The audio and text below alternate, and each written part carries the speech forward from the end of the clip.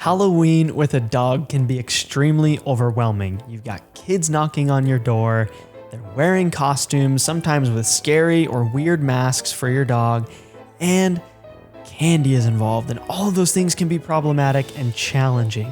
So in this video, I'm gonna give you the key to a stress-free Halloween with your dog.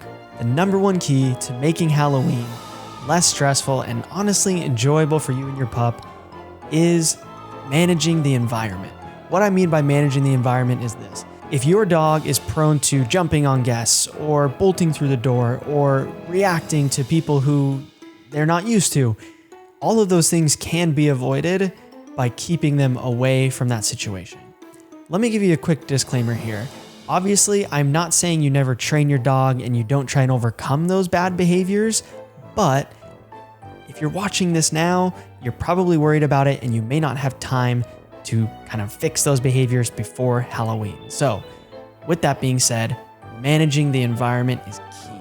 Not giving your dog access to the problematic situations that are going to cause you stress and potentially cause issues like them jumping up on kids or knocking kids over or stealing candy from a kid's trick-or-treating bag or whatever it might be.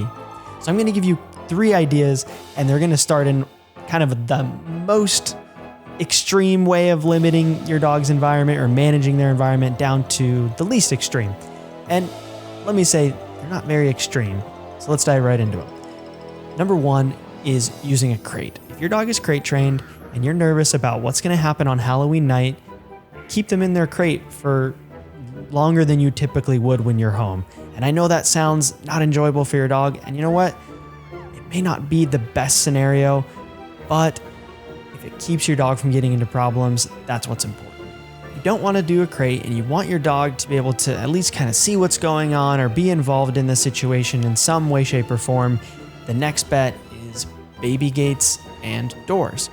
If your dog is behind a door where they don't have access to the front door, they can't jump up on kids. They can't bolt out the door. It's not possible. And the same thing goes for baby gates. So you can get baby gates maybe to kind of block off. You could do like an X-pen type thing to block off around the front door. You could baby gate off just a certain area if you have a nice hallway that leads into whatever it might be.